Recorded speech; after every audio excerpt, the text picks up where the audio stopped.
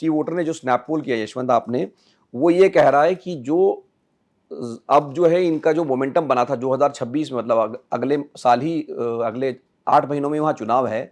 तो ये कह रहे हैं, आपका जो सर्वे कह रहा है कि उनके जो प्रोस्पेक्ट्स है, मतलब उनकी जो जीत की संभावनाएं थी, उस पर इस भगदड़ का, इस मामले का असर पड़ेगा। बिल्कुल। और ये बात दर्शकों को बताना जरूरी है कि जैसे बिहार का ट्रैकर हम लेके आते हैं, वैसे ही बाकी सभी राज्यों के भी ट्रैकर हमारे रोज चलते हैं। तो तमिलनाडु का जो पिछला ट्रैकर जो हमने किया था, उसमें भी हम विजय की नई पार्टी को लगातार ट्रैक कर रहे थे।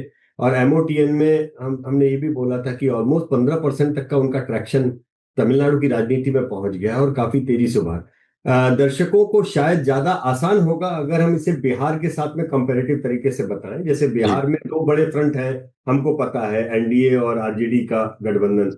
उसी तरह से तमिलनाडु में दो, एडीएमके और डीएमके का गठबंधन। बीजेपी अभी जो है वो वहां पे एडीएमके के साथ में है।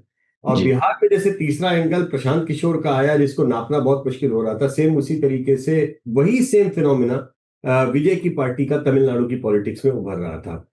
चूंकि हम दोनों ही राज्यों को दोनों तरीके से ट्रैक कर रहे हैं, लेकिन ये इतनी बड़ी घटना हुई जिसके लिए हमको अलग से एक बार ट्रैकर में रोक करके हमें स्नैपपोल वापस रिविजिट करना पड़ा कि देखें क्या असर इसका अब पड़ेगा।